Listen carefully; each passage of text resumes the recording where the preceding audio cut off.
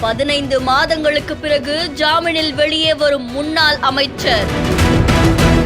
ஊழல் சிறையிலிருந்து வெளியே வரும் செந்தில் பாலாஜிக்கு பட்டாசுகளை வெடித்தும் கோஷங்களை எழுப்பியும் வரவேற்ற திமுகவினர்.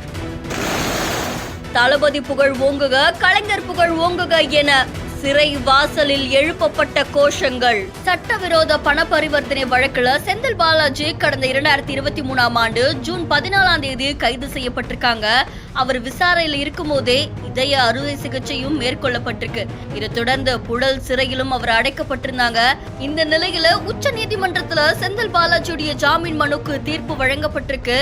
அதை தொடர்ந்து 15 மாதங்களுக்கு அப்புறமா முன்னாள் அமைச்சர் செந்தில் பாலாஜி ஜாமீன்ல வெளியில வராங்க.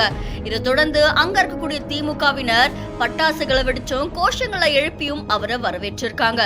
இந்த காட்சிகள் பெரும் பரபரப்பை ஏற்படுத்தி இருக்கு.